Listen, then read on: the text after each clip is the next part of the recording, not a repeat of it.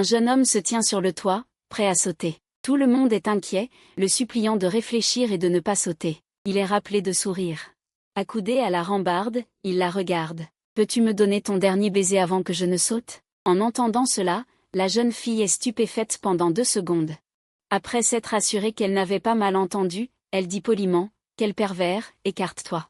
Alors seulement, vous vous sentez rassuré. Si vous êtes toujours en colère, vous devriez aussi être heureux. Alors, ne mourrez pas. La jeune fille voulait réfuter, mais en y réfléchissant bien, elle a trouvé que ce que vous disiez avait beaucoup de sens. Pour vous sauver ?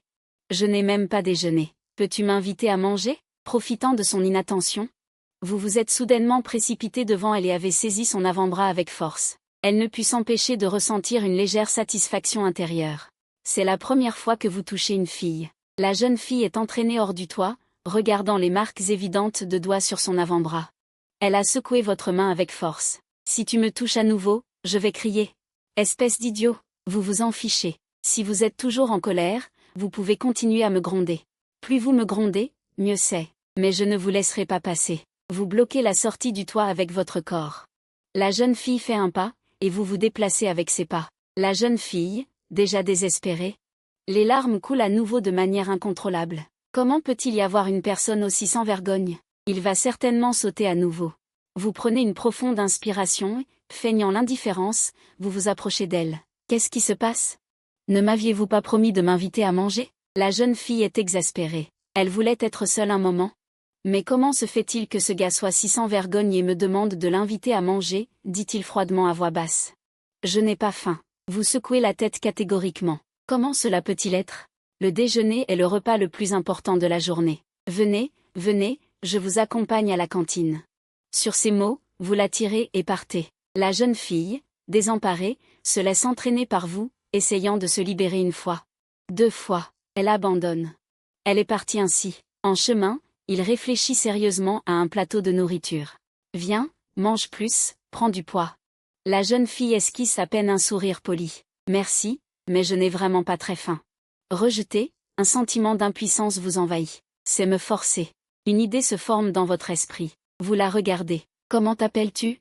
Je m'appelle Shen Mangxi, répondit froidement la jeune fille. Vous acquiescez. Je m'appelle Mu-Ge. Mu de Mu. Ge de Ge. Shen Mangxi fronce légèrement les sourcils. Je ne t'ai pas demandé ton nom. Mais avant qu'elle ne puisse réagir, vous vous dirigez d'un pas vif vers le centre de la cantine, dégagez votre gorge et criez. Tous les regards sur moi. Aujourd'hui est le premier jour où Mu-Ge aime Shen Mangxi. Je ferai savoir au monde entier à quel point je l'aime. Tout le monde commencera à vous applaudir. Puis ce cri retentit, ensemble, ensemble. Le cœur de Shen Mangxi, qui était plein d'inquiétude, s'effondra enfin. Elle voulait s'enfuir, mais après votre étreinte, ses jambes devinrent molles. Mais à ce moment, elle réalisa que le visage du jeune homme en face d'elle était aussi devenu pâle, et il tremblait de tout son corps. Vous avez résisté à la douleur, avez forcé un sourire et avez dit « Comment ça va ?» Mon aveu est-il assez choquant ? Shen Mangxi releva brusquement la tête, une lueur de colère dans les yeux. Qu'est-ce que vous faites ? Vous êtes fou ? Pourquoi faire ça ? Votre cœur devint soudain clair. C'est exactement l'effet que je voulais.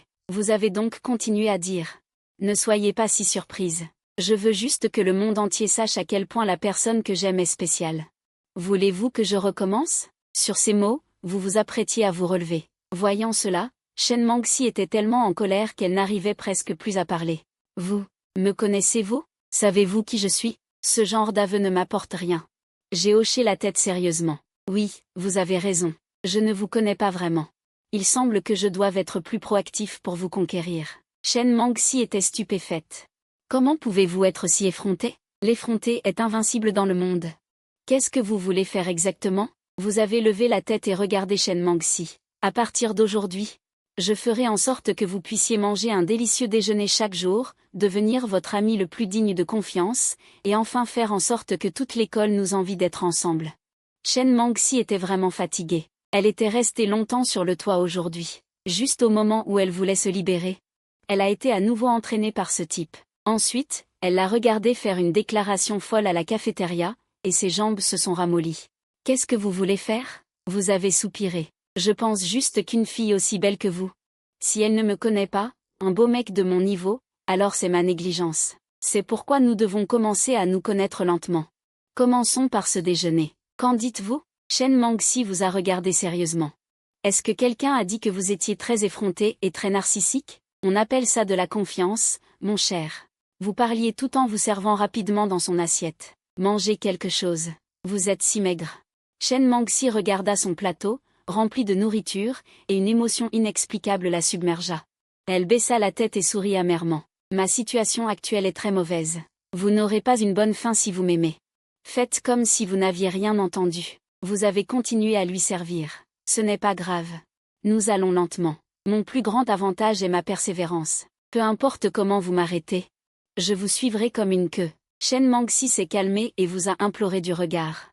Alors s'il vous plaît, ne recommencez plus jamais ce genre de démonstration publique, d'accord? Vous sourirez amèrement dans votre cœur. Grande sœur, je suis aussi là pour vous.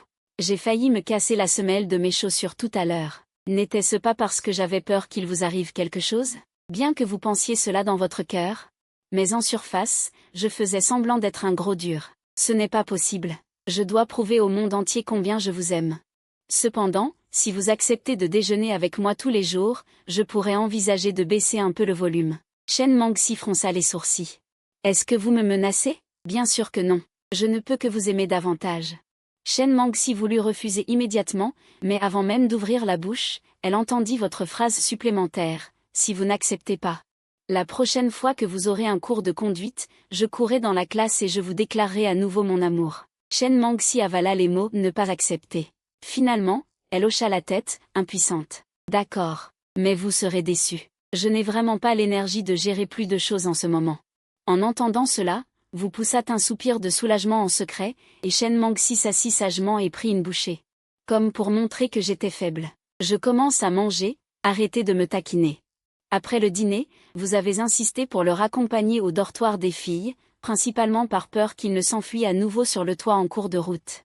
Chen Mangxi vous a laissé le suivre comme une ombre, et a dit avec une affection sincère, « J'habite hors du campus. » Vous vous arrêtez et prenez une expression sérieuse. Vous devez vous souvenir. À partir d'aujourd'hui, vous êtes VIP du plan de protection exclusif de mon frère Mu. Que vous le vouliez ou non. Je vais m'accrocher à vous comme de la gomme. Vous n'avez pas le droit de remonter sur le toit. N'importe quel toit est interdit. Chen Mangxi leva les yeux et vous regarda dans les yeux, le désespoir dans ses yeux s'était beaucoup estompé. Elle hocha légèrement la tête et murmura un MMH en signe d'émotion. À part cette histoire de col, qui était un peu dégoûtante, vous avez ignoré sa seconde moitié de phrase. Vous souriez et agitez la main, vous dirigeant vers la maison louée, regardant son dos. Vous avez poussé un soupir de soulagement. Une bonne action du jour. Vous avez accompli une grande chose aujourd'hui. En quittant l'école, Chen Mangxi n'est pas retournée dans sa maison louée, mais a choisi de rentrer chez elle. C'était le week-end, et par habitude, elle devait rentrer chez elle, mais elle ne voulait vraiment pas y aller. Arrivée devant la porte de la maison, Chen Mangxi sortit sa clé, sa main droite suspendue en l'air. De l'intérieur, provenaient les discussions d'un couple. Votre grand frère a dit avant de mourir, quand il aura obtenu son diplôme, partagez la moitié des actions de l'entreprise avec lui. Le reste est à vous. Voulez-vous le reprendre? C'était la voix d'une femme d'âge mûr. Son ton était très prudent. La voix impatiente de l'homme résonna. Que savez-vous? Ça fait longtemps que le grand frère est mort. Comment une jeune fille peut-elle gérer des actions? Donnez-lui juste un peu d'argent plus tard. La femme avait quelques objections, mais après tout, c'est votre propre enfant. Comment? Avant qu'elle ne puisse finir sa phrase, la femme ferma la bouche, car Chen Mangxi avait déjà ouvert la porte et était entrée. Les parents se précipitèrent, dirent poliment, « Bienvenue à la maison ». Chen Mangxi força un sourire et laissa sa mère l'étreindre. Bien qu'elle se serrait fort, Chen Mangxi ne sentit aucune chaleur. Pendant le dîner, son père ne cessait de marmonner. La mère hocha la tête avec un sourire narquois, et Chen Mangxi mâchait mécaniquement ses aliments sans en ressentir le goût. L'inquiétude de sa mère lui parvint. « Mangxi, quand tu iras à l'université, ne fais pas comme les autres et ne participe pas à des compétitions inutiles. C'est important pour votre avenir. » Chen Mangxi arrêta instantanément de manger et posa sa fourchette sur la table. « Maman, j'ai fini. Je veux me reposer. » Elle se leva pour retourner dans sa chambre, mais à peine se fut-elle levée qu'une violente sensation de vertige l'envahit, et la conscience de Chen Mangxi s'éteignit. Lorsqu'elle rouvrit les yeux, regardant le plafond blanc de l'hôpital, Chen Mangxi eut un sourire amer. « Il semble que je sois vraiment malade. » À côté, sa mère, voyant Shen Mangxi se réveiller, se précipita pour lui demander « Ma chérie, comment te sens-tu maintenant ?» Shen Mangxi ne répondit pas, baissant la tête en silence. Peu de temps après, les résultats du diagnostic de l'hôpital furent rendus, et c'était effectivement ce qu'elle avait deviné. Elle avait contracté une maladie. « Qu'est-ce que vous dites ? Comment ma fille pourrait-elle avoir une telle maladie ?» La voix de la femme était teintée d'incrédulité et de doute. Elle avait de très grandes attentes pour sa fille et ne pouvait accepter cette nouvelle. Le médecin dit avec une certaine gêne « Madame, en fait, la dépression n'est plus rare, surtout chez les étudiants. » La mère l'interrompit directement en levant la main « Ma fille a toujours été la meilleure. Comment pourrait-elle attraper une telle maladie ?» Le médecin expliqua patiemment « Avoir une dépression ne signifie pas que l'enfant n'est pas excellent. Au contraire, plus l'enfant est excellent, plus il est vulnérable. » La mère l'interrompit de nouveau « Ne dites pas d'inutilité. Dites-moi plutôt comment la traiter. Combien cela coûtera-t-il ? Cela affectera-t-il ses études ? Vous savez que les examens de fin d'année sont très importants. » Le médecin donna le plan de traitement à la mère. Mais la mère refusa catégoriquement l'hospitalisation, pensant que c'était une période critique et que cela ne devait pas retarder ses études. Le médecin ne put s'empêcher de le lui rappeler à nouveau, « Si nous n'intervenons pas rapidement, la situation ne fera qu'empirer. » À ce moment-là, Shen Mangxi, l'air hébété, baissa les yeux sur son téléphone. Un message arriva. « Chérie, as-tu reçu le cadeau ? À ce moment-là, vous jouiez à des jeux avec vos amis. Pendant que vous jouiez, vous avez envoyé un message à Shen Mangxi. » À l'hôpital, le père de Shen Mangxi soupira profondément. « Docteur, nous coopérons activement au traitement. » Mais la mère de Shen, obstinée, secoua résolument la tête. « Non, nous allons changer d'hôpital pour un deuxième avis. Peut-être qu'il n'y a rien du tout. » À ce moment-là, Shen Mangxi se remémora le vent sur le toit et la force intérieure qui voulait la libérer. Si c'était le cas, ne serait-elle pas aussi désemparée maintenant ? En y pensant, elle sortit son téléphone et vous transféra 1000 yuan. Elle pensait que c'était une compensation pour votre effort.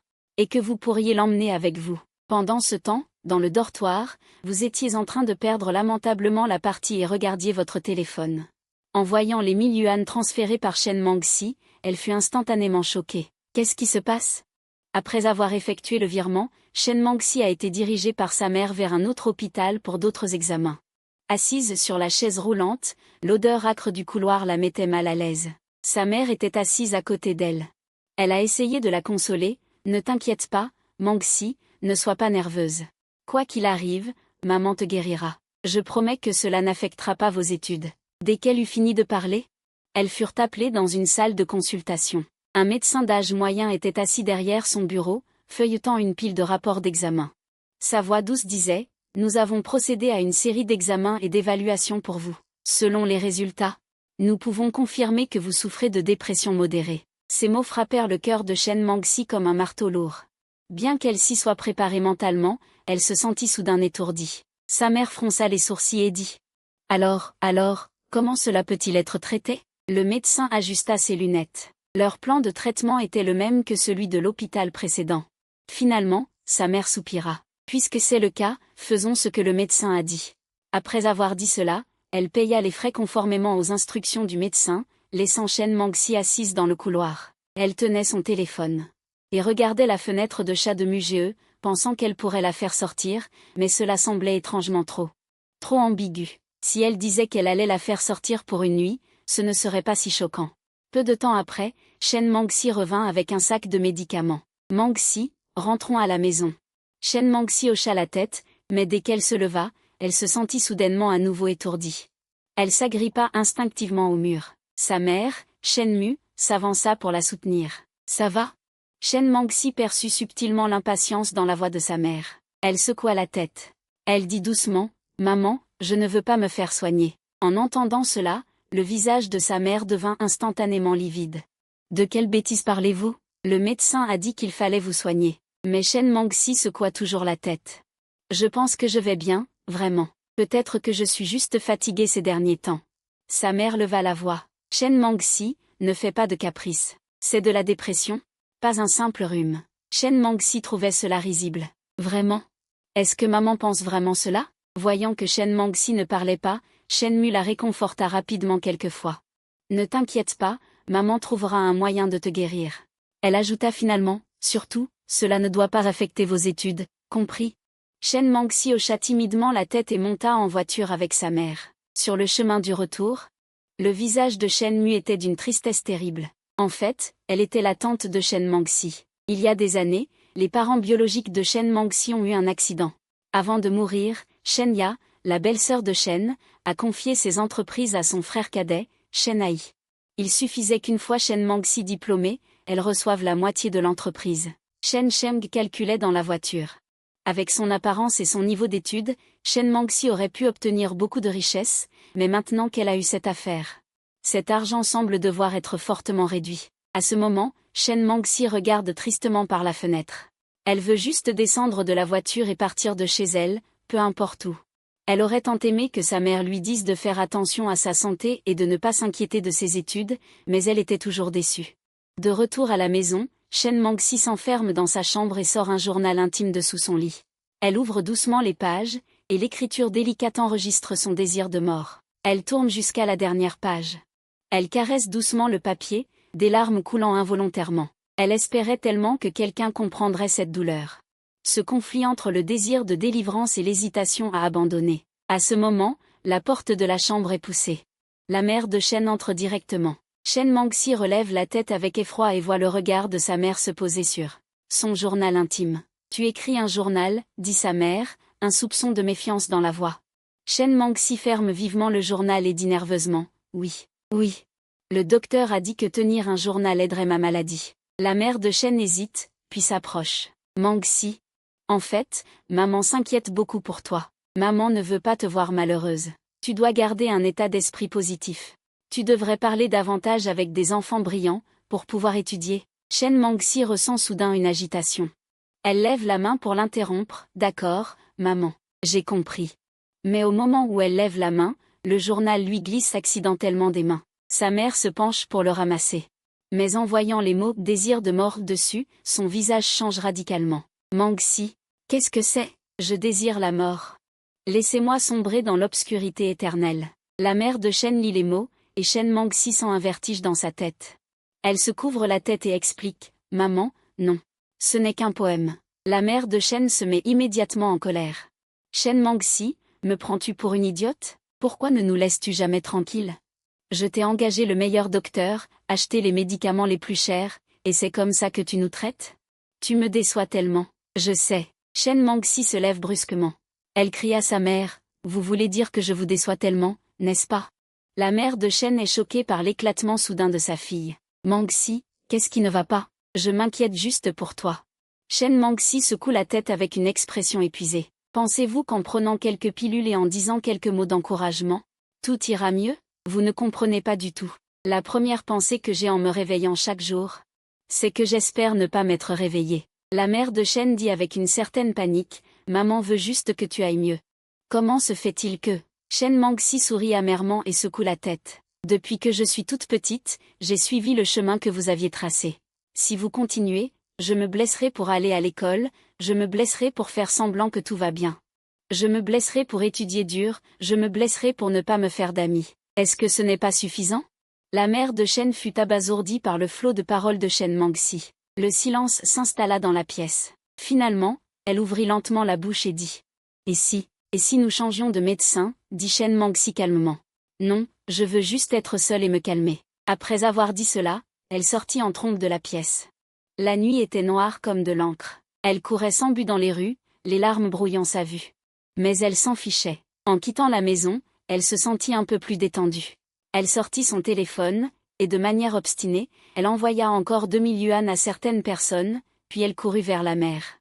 Elle se tenait sur la plage, regardant la mer déchaînée, ressentant une paix sans précédent. Elle s'avança involontairement. L'eau froide inonda ses chevilles, puis ses genoux. Dans un brouillard, cette pensée refit surface. Si je continue comme ça, que arriverait-il ? Shen Mangxi ferma les yeux et prit une profonde inspiration. Elle était sur le point de s'offrir à la mer quand, à ce moment précis, une voix résonna soudain dans sa tête. « Souviens-toi, à partir d'aujourd'hui, tu es le VIP exclusif du plan de protection de Frère Mu.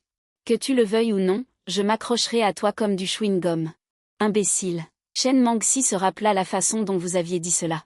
Soudain, une vague frappa le visage de Shen Mangxi. Une peur intense la submergea. Elle se retira précipitamment de l'eau et s'assit sur le sable. Elle était assise sur le sable. Elle serra ses genoux contre elle, tremblant de tout son corps, les larmes coulant sans arrêt. J'ai failli le faire. Elle repensa à la voix dans sa tête. Après quelques secondes d'hésitation, elle appuya finalement sur le bouton. Peu de temps après, au bout du fil. Votre voix se fit entendre. Allô, Manxi, qu'est-ce qu'il y a, ma chérie? Tu me manques? Vous avez plaisanté à l'autre bout du fil, mais vous ne vous attendiez pas à ce que j'allais dire ensuite. Vous êtes sorti en trombe du dortoir et êtes arrivé à la mer, haletant. Vous avez attrapé l'épaule de Shen Manxi et avez demandé avec inquiétude, tu vas bien? Vous m'avez fait peur à mort. En voyant l'emplacement que vous m'aviez envoyé, j'ai cru.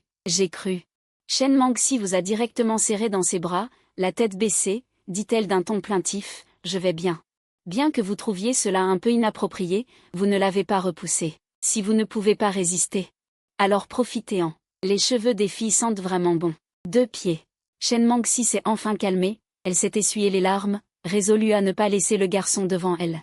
Vous lui tapotiez le dos, cherchant à savoir s'il voulait vous dire ce qui s'était passé. Shen Manxi secoua la tête, je ne veux pas en parler maintenant. Vous poussâtes un soupir. À vos ordres, alors ne disons rien. Vous sembliez un peu résigné. Vous étiez le premier à pouvoir sortir quelqu'un qui jouait à des jeux. Shen Manxi soupira, le silence continuant de s'étendre. Une brise marine souffla, vous resserrant près de votre invité. Voulez-vous venir chez moi pour vous asseoir? Mes parents sont en voyage d'affaires. Je vous garantis que personne ne vous dérangera. Shen Manxi rougit légèrement. Après une hésitation à moitié, Kin finit par hocher la tête. Une demi-heure plus tard? 3 heures plus tard, Shen Manxi entra dans un immeuble résidentiel avec vous, jusqu'à l'ascenseur. L'humeur de Shen Manxi était toujours compliquée, mêlant la tension d'entrer dans un nouvel environnement inconnu et le soulagement de s'échapper temporairement de sa famille. Avant que Shen Manxi n'ait pu se préparer mentalement, vous ouvrirez la porte et entreâtes. Mais avant même que vous ne puissiez réagir? 2 regards interrogatifs se posèrent sur vous. Fils, pourquoi es-tu rentré si tard? Où étais-tu? Avant même que maman Mu n'ait fini de parler, elle vit Shen Manxi derrière vous, et ses yeux interrogateurs se remplirent de choc. De nombreux souvenirs lui revinrent en mémoire. Papa, maman, cria-t-elle d'une voix forte. Je vous ai ramené une jeune fille. La pièce tomba dans un silence soudain. Le visage de Shen Manxi était devenu écarlate. Dans sa panique, elle voulait juste se cacher. La main de maman Mu tendit lentement vers vous. Dans l'air flottait un danger. Grand frère Mu, qu'avez-vous fait à cette jeune fille? Vous vîtes votre mère sur le point de se transformer en un dragon furieux, et vous vous précipitâtes vers votre père. Papa! Cette jeune fille a eu des ennuis. J'ai pensé qu'il était préférable de la ramener. Aidez-moi vite. Papa Mu aurait voulu pouvoir se réincarner et recommencer. Il regarda Shen Manxi avec une expression perplexe. Shen Manxi rassembla son courage, sa voix tremblant légèrement. Tonton, tante, je suis désolée. Je n'aurais pas dû vous déranger si tard. Je pars. En disant cela, elle s'apprêta à partir. Papa Mu s'avança et dit. Mademoiselle, vous avez mal compris. Puisque vous êtes là, vous êtes une invitée. Venez, asseyez-vous. Maman Mu réagit aussi et dit rapidement, c'est ça. Venez, nous pensions que ce sale gosse, le grand frère Mu, vous avait fait du mal. Les jeunes, vraiment, ils ne nous laissent jamais tranquilles. Bien que l'air contienne encore une pointe de reproche, leurs yeux s'étaient adoucis, sous l'accueil chaleureux de la famille Mu. Shen Manxi finit par s'asseoir sur le canapé. Maman Mu apporta une assiette de fruits coupés et la plaça devant Shen Manxi. Elle dit doucement, mon enfant, as-tu rencontré des difficultés? Voyant Shen Manxi semblait hésitante, vous lui tapotâtes le bras. Maman. Elle est simplement sous trop de pression scolaire ces derniers temps. Ne lui posez plus de questions à ce sujet. Maman Mu hocha la tête pensivement, sa voix devint encore plus douce. Ne crains rien, mon enfant. Quand le soleil se couche, il y aura le clair de lune. Quoi que vous traversiez, cela passera. Restez ici ce soir. Tante va te préparer une chambre. En entendant cela, les yeux de Shen Manxi se sont instantanément remplis de larmes. Ces quelques mots de réconfort. Elle ne les avait pas entendus depuis plus de 10 ans. Elle ressentait un tel désir et une telle étrangeté. Elle baissa la tête. Elle murmura un merci. Maman Mu sentit les épaules tremblantes de Shen Manxi et la regarda avec un regard plein de compassion. Puis elle leva les yeux et vous jeta un regard. Vous avez mal interprété immédiatement. Oh, je comprends. Si vous ne voulez pas dormir dans la chambre d'amis, vous pouvez dormir avec moi. Maman Mu fut stupéfaite. Puis elle hurla. Merde, c'est comme ça que je t'apprends d'habitude. Je t'ai dit de préparer la chambre d'amis. À quoi pensent tes pensées? Vraiment, si le supérieur n'est pas droit, l'inférieur sera tordu. En entendant cela, Papa Mu avait l'air d'être injustement accusé. Qu'est-ce que cela a à voir avec moi? Shen Mangxi, en entendant la dispute familiale, rit soudainement. La température dans la pièce monta progressivement. Maman Mu tenait la main de Shen Mangxi. Elle s'enquiert de ses préférences, lui demandant souvent comment elle allait. Papa Mu raconta diverses anecdotes familiales. Y compris des bêtises que vous faisiez quand vous étiez enfant, certaines faisaient rire Shen Mangxi jusqu'aux larmes. Vous regardez votre propre père. Ce petit vieil homme est assez doué pour raconter des histoires. Les yeux de Shen Mangxi s'illuminèrent progressivement, parce qu'elle découvrit que maman Mu la regardait de plus en plus gentiment, et même avec une affection accrue. C'était quelque chose qu'elle n'avait jamais ressenti auparavant. En aidant Shen Mangxi à ranger sa chambre, maman t'a appelé à ses côtés. Cette enfant semble très sensée.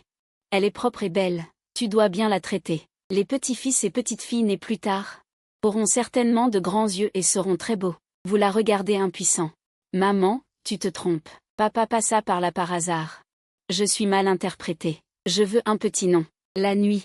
Un éclair déchira le ciel, et une forte pluie tomba. Shen Mangxi se recroquevilla dans la couette. Elle essayait d'isoler le monde extérieur avec la couette. Chaque éclair semblait vouloir déchirer son cœur. Mais même ainsi, elle se sentait plus chaleureuse qu'à la maison. À ce moment-là, on frappa à la porte. Votre voix lui parvint. Mangxi, tu dors? Shen Mangxi hésita, puis répondit vivement. Pas encore. Y a-t-il quelque chose? J'ai entendu le tonnerre. Je craignais que tu n'aies peur, alors je suis venu te voir. Shen Mangxi esquissa un léger sourire. Je vais bien, tu peux entrer. Vous avez ouvert la porte de la chambre et êtes entré en souriant. Laisse-moi te dire, quand j'étais petit, j'avais très peur du tonnerre. Veux-tu que je te parle un peu?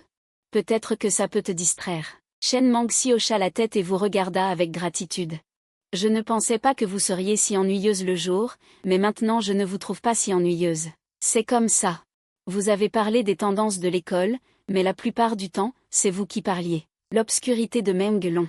Aucun de vous ne pouvait vraiment voir l'autre clairement, mais c'est justement dans cet environnement que la tension initiale s'est beaucoup relâchée. À ce moment-là, un coup de tonnerre particulièrement retentissant a éclaté dans le ciel. Shen Mangxi, qui s'était déjà beaucoup calmée. Elle a été si effrayée qu'elle a involontairement tendu la main pour vous attraper. Vous ne vous êtes pas enfui, mais vous avez dit en plaisantant.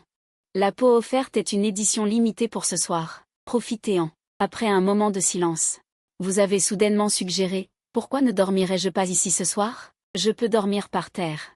En entendant cela, Shen Mangxi a rapidement retiré sa main et a secoué la tête inconsciemment, ce n'est pas convenable. Je vais beaucoup mieux, mais votre impuissance vous a submergé. Pourtant, vous aviez toujours l'air très effrayé. Ne vous inquiétez pas, je promets d'être très bien élevé. Considérez-moi comme le garde du corps protégeant le maître. Shen Mangxi n'est pas stupide, comment pourrait-elle croire vos mensonges? Non. Ce n'est vraiment pas convenable. Vous avez commencé à faire le bébé, sinon, je dormirai dans la pièce. Je dormirai à la porte ce soir. De toute façon, je ne peux pas dormir. Si vous vous endormez, je retournerai dormir. Vous ne pouvez pas faire ça comme ça. Shen Mangxi avait l'air complètement impuissante. Elle voulait se plaindre, mais ne voulait pas déranger Mère Mu. Vous avez continué à être insistant. Ou alors, si vous n'êtes pas à l'aise de me laisser dormir par terre, nous mettrons un mur d'oreiller entre nous. Ne vous inquiétez pas, je ne dépasserai absolument pas la limite. Shen Mangxi hésita. C'est faux de dire qu'elle n'avait pas peur, et avec Mugeo ici, cela la mettait vraiment à l'aise. Mais elle pensait aussi que ce type était trop effronté. Cette pensée à la fois timide et audacieuse la faisait lutter intérieurement. Finalement, elle dit avec résignation, d'accord. Mais nous devons garder une distance de sécurité. Et vous pouviez toujours sentir la température corporelle et le souffle de Shen Mangxi. Shen Mangxi ferma les yeux, essayant de s'endormir rapidement, mais les fluctuations dans son cœur devenaient de plus en plus fortes. À ce moment-là, un autre éclair a traversé le ciel nocturne, suivi d'un grondement assourdissant. Shen Mangxi, effrayée, se rapprocha inconsciemment de Mugeo. Sans s'en rendre compte, elle avait franchi ce mur d'oreiller. Au moment où vous alliez vous endormir, votre corps s'est figé, car vous avez senti que Shen Mangxi se rapprochait lentement de vous. Vous vous êtes retourné, votre regard a croisé celui des yeux clairs de Shen Mangxi. Shen Mangxi était également stupéfaite. Shen Mangxi était également stupéfaite. Et dans son cœur, une impulsion sans précédent s'est fait sentir. Mugee. Elle a murmuré votre nom, sans se rendre compte que sa voix portait une note séductrice. Vous n'avez pas dit sur le toit que vous vouliez mon corps? En entendant cela, vous avez écarquillé les yeux et avez regardé fixement Shen Mangxi. Vous n'auriez jamais imaginé avoir un jour honte, et ce, à cause d'une fille avec des trous. Vous reprenant, vous murmurez, Mangxi, savez-vous ce que vous dites? Shen Mangxi ne répondit pas. Mais elle s'approcha lentement de vous, son regard traversant l'obscurité pour fixer vos yeux. À ce moment-là, vous ne saviez pas ce que vous disiez. Et vous ne vouliez pas le savoir. Vous saviez seulement que, pour l'instant, vous aviez besoin de chaleur. À cet instant, vous sentîtes votre cœur battre si fort qu'il allait sortir de votre poitrine. C'est la fin. Il s'avère que le vrai chasseur apparaît souvent sous la forme d'une proie. Cette phrase est vraie. Les anciennes paroles ne m'ont pas trompé. Vous vouliez reculer. Mais vous vous êtes retrouvé au bord du lit. Vous dites nerveusement, Mangxi, calmez-vous. Vous n'êtes peut-être pas très lucide en ce moment, mais Shen Mangxi ne parlait toujours pas, elle continuait à s'approcher. Juste au moment où vos lèvres allaient se rencontrer, vous vous êtes arrêté. À cet instant, le temps sembla s'arrêter. Finalement, Shen Mangxi soupira doucement, son front se posant sur votre épaule. Pardon, dit-elle en sanglotant. Je ne sais pas ce que je fais. En entendant cela, vous avez pris une profonde inspiration. Vous vous êtes dit intérieurement que vous aviez failli perdre votre virginité. Vous avez tapoté doucement le dos de Shen Mangxi, votre voix encore légèrement tremblante. Ça va, nous sommes fatigués. Il faut bien se reposer. Shen Mangxi hocha la tête. Elle s'est lentement retirée de votre côté. L'atmosphère de la pièce devint alors lourde et subtile. Vous étiez allongé sur le lit. Les yeux grands ouverts fixant le plafond, incapable de dormir. Vous avez failli tout perdre. Le lendemain matin, à 6 heures, le soleil vous a brillé sur le visage, donnant un coup de pied dans votre pyjama. Puis, sans hésitation, vous a sorti de vos rêves. Avant même d'ouvrir les yeux, vous avez senti une odeur douce et sucrée. Votre nez chatouillait, comme si quelque chose de doux vous caressait doucement. Vous avez ouvert les yeux, dans votre champ de vision, vous avez vu une masse de cheveux noirs et soyeux. Vous avez été surpris un instant. C'est alors que vous avez réalisé que Shen Mangxi était recroquevillé dans vos bras, sa tête reposant sur votre poitrine. Votre première réaction a été de fuir. Mais vous ne pouviez pas, car le bord du lit était juste derrière vous. Entre la douleur et la douceur, vous avez choisi cette dernière. Le sommeil de Shen Mangxi était si paisible. Ses longues cils projetaient une ombre sous ses yeux. Son petit nez était légèrement plissé, comme si elle rêvait. Ses jambes fines étaient enveloppées dans la couette, et sur votre poitrine. Vous savez, pendant que vous admiriez cette belle scène, les cils de Shen Mangxi ont tremblé plusieurs fois. Lentement, elle a ouvert les yeux. Ses yeux endormis et embués ont croisé votre regard intrusif. Instantanément, vous vous êtes figés tous les deux. Vous avez dégluti, avez souri maladroitement et dit « Bonjour ». Shen Mangxi a alors réalisé sa situation. Comment se fait-il que je me sois endormie dans les bras de ce type? Elle vous a repoussé avec force. Sa voix trahissait une certaine panique. Vous, que voulez-vous faire? En entendant ces mots, un sourire malicieux a couru sur vos lèvres. Vous avez hoché la tête. Je veux. En entendant cela, Shen Mangxi fut stupéfaite, mais comprit immédiatement ce que vous vouliez dire. Son visage devint d'un rouge vif. Elle vous injuria, vous traitant de pervers. Bien qu'elle dise cela, Shen Mangxi réalisa bientôt. Elle était déjà venue ici, à côté de Mugee, sans même savoir quand elle était arrivée. Il lui était maintenant difficile de le repousser. Vous avez ricané. Qui est-ce qui voulait hier soir sortir? Tais-toi. Ne dis rien. Shen Mangxi vous a interrompu directement, son visage rougissant encore plus. Vous avez mis fin à votre taquinerie et l'avez regardé sérieusement. Mangxi, ça va? En entendant cela, Shen Mangxi baissa la tête, retrouvant sa vraie personnalité, et émit un « étouffé ».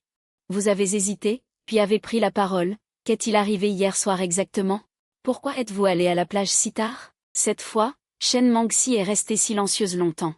Juste au moment où vous alliez changer de sujet, elle a soudainement parlé. Je me suis disputée avec maman, c'est pour ça que... Vous avez tendu la main et lui avez doucement tapoté le dos.